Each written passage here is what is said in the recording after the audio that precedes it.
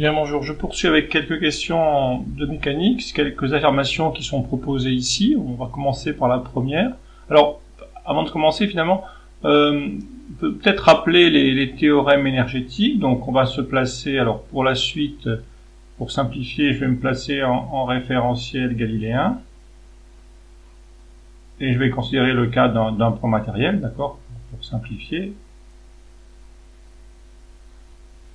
Alors, le théorème de la puissance mécanique dit que la dérivée de l'énergie mécanique par rapport au temps vaut la puissance des forces non conservatives. Et le théorème de l'énergie cinétique dit que, de la puissance cinétique dit que la dérivée par rapport au temps de l'énergie cinétique, c'est la puissance des forces conservatives plus la puissance des forces non conservatives. Avec le fait que la puissance des forces conservatives, c'est moins d2p sur dt, donc ce qui permet en fait on montre que ces deux théorèmes sont finalement équivalents. Bien. Alors maintenant, on peut en venir aux différentes affirmations. En l'absence de frottement, l'énergie mécanique d'une particule se conserve. Bon, je vais considérer, on va dire que ceci est un petit glaçon, d'accord, ou un objet, qui est posé sur une surface très lisse, ou un objet posé sur une patinoire, on va dire. Et donc, je suppose que le coefficient de frottement est particulièrement faible. Donc, je vais négliger les frottements pour simplifier. Et on imagine que quelqu'un pousse le glaçon ou pousse l'objet qui est sur cette surface extrêmement lisse. Il est clair que l'objet va accélérer. Vous avez quelqu'un, voilà, il y a une personne qui est ici, d'accord, qui va pousser l'objet qui est sur une surface très lisse et cet objet accélère.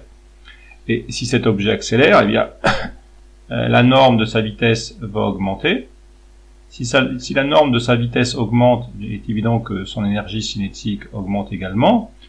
Or, pour cet exercice, l'énergie potentielle est fixée, parce qu'on est à altitude fixée, d'accord, et on en déduit bien que l'énergie mécanique, qui est la somme de EC plus EP, augmente dans cette première phase, d'accord, dans la phase de poussée. Donc on est bien dans un cas où on peut négliger les frottements, il n'y a pas de coefficient de frottement au sol, et l'énergie mécanique augmente, donc l'énergie mécanique n'a pas à se conserver, même en l'absence de frottement. Parce que simplement, le théorème de la puissance mécanique, ce n'est pas d2em sur dt égale la puissance des forces de frottement, c'est toutes les puissances non conservatives. Donc parmi toutes les forces non conservatives, vous pouvez avoir des forces motrices, des forces résistances, enfin, il peut en avoir un certain nombre. Voilà, bon, ce qui n'empêche pas que parfois, lorsqu'on exige des frottements, comme pour un système de pendule, par exemple, on puisse avoir l'énergie mécanique qui se conserve. Mais ne pas généraliser le résultat. Alors la deuxième question, mais c'est un petit peu similaire, en présence de frottement, l'énergie cinétique décroît. Alors, pas forcément. Alors, je vais traiter un problème plus compliqué, mais avant d'aborder ce problème plus compliqué, je peux déjà... Voilà, donc c'est la même idée, c'est-à-dire qu'ici, si vous voulez, il n'est pas écrit, le théorème de l'énergie cinétique, ce n'est pas d2ec sur dt égale la puissance des forces de frottement. Enfin, il y a d'autres termes. Donc, on peut prendre un exemple avant d'attaquer ce problème plus compliqué, je vais prendre un exemple plus élémentaire. Donc imaginez un véhicule, par exemple. Vous avez un véhicule, d'accord, qui est ici. Et puis vous considérez l'accélération du véhicule. Donc le véhicule accélère. Au démarrage, vous considérez par exemple, je sais pas, une course de Formule 1, et puis vous considérez le départ jusqu'à les 200-300 premiers mètres, d'accord, jusqu'au premier virage. Donc il est clair que les véhicules accélèrent fortement et que leur vitesse augmente fortement.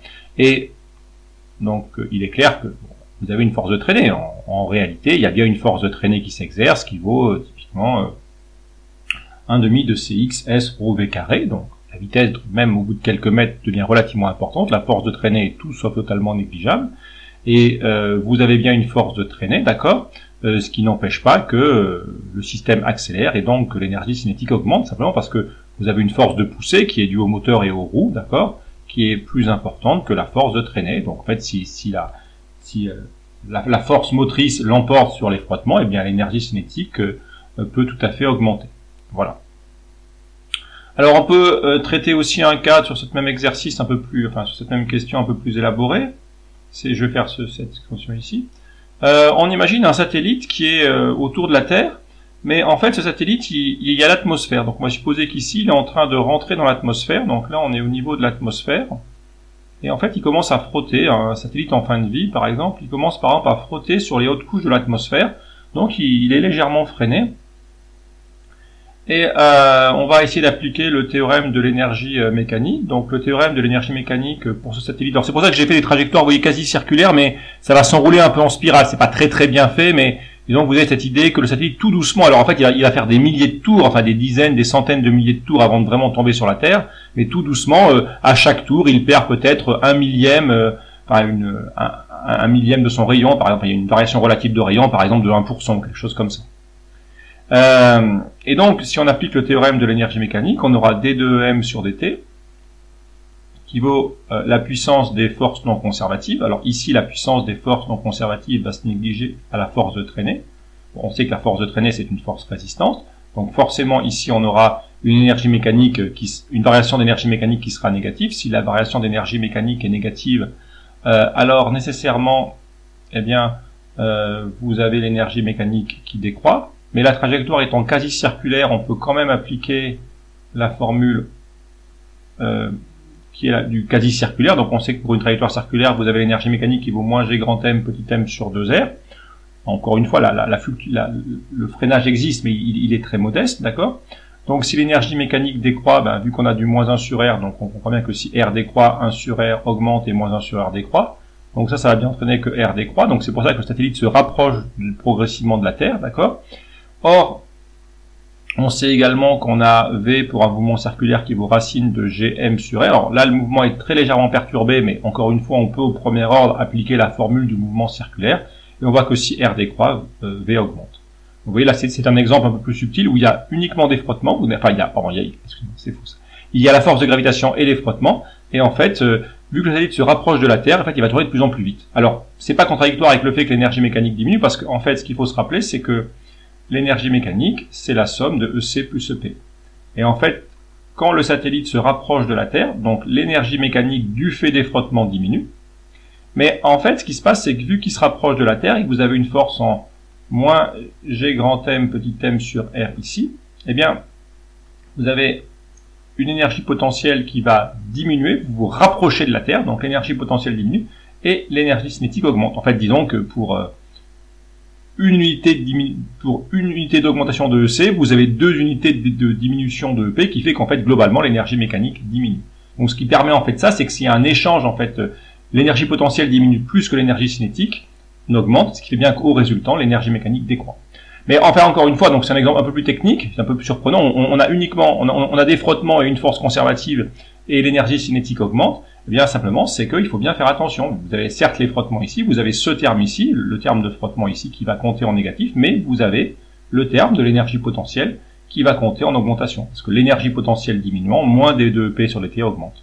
Voilà, donc ça peut être un peu subtil, mais encore une fois, si vous appliquez strictement les théorèmes en écrivant chacun des termes, vous verrez que, voilà, il n'y a pas de raison que l'affirmation 2 soit bonne. La question 3, bon, je vais aller assez vite, c'est forcément exact, la question 3, enfin, parce que, en fait, voilà, vous prenez votre cours sur les forces centrales newtoniennes, dans le cas, en fait, bien, d'une force gravitationnelle, et on a vu que la trajectoire elliptique, c'est bien le cas des trajectoires liées avec des énergies mécaniques inférieures à 0, à condition, bien sûr, de prendre une énergie potentielle nulle à l'infini, mais c'est ce qu'on fait tout le temps. Donc, l'affirmation 3 est vraie, mais je vous renvoie au cours sur les forces centrales. La quatrième, dans le cas d'un mouvement elliptique autour de la Terre, ou autour de n'importe quoi, finalement, la durée que met le satellite pour aller du périgée à l'apogée est égale à la moitié de sa période de révolution. Et c'est vrai. Alors, la subtilité, c'est que vous avez la formule, la troisième loi de Kepler, qui est ici, d'accord? Et ce qui arrive de trouver T. Donc, T, ça consiste. T, c'est, en fait, de A à A. T, c'est la durée pour aller de A à A. Mais, pour aller de, et T sur 2, c'est bien sûr la durée pour aller de A à B. Par symétrie. Vous voyez, vous faites la moitié de la trajectoire de AB, après vous revenez. Donc par symétrie, forcément que pour faire la moitié de la trajectoire, c'est bien la moitié. Un autre cas également. Alors attention, où il faut faire attention, c'est que si en revanche vous mettez par exemple ici, hein, vous mettez par exemple ici, ben là ça ne marchera pas. Donc vous ne pourrez pas dire ici, vous êtes ici, d'accord, là vous ne pourrez pas dire l'angle, admettons que vous avez un angle de ici 2π sur 3, d'accord, vous ne pourrez pas dire en fait que durant cette durée là, eh bien vous avez en fait 2 tiers de la demi-période. Ça ne marche pas, d'accord, parce que la vitesse n'est pas régulière sur la trajectoire, d'accord. Donc la vitesse est plus importante ici que là.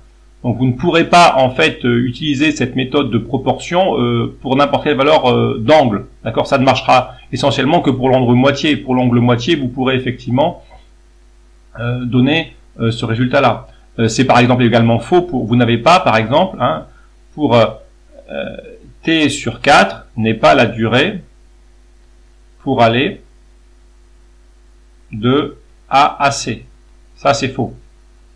D'accord? Pourquoi? Parce que en fait, eh bien là, d'après la loi des airs, ici vous êtes près de la planète, donc vous allez relativement vite, et sur la seconde portion, vous allez beaucoup moins vite. Donc en fait, l'objet, il va en fait mettre beaucoup moins de temps pour aller de A à C que pour aller de C à B, parce qu'il est en train de ralentir. Voilà.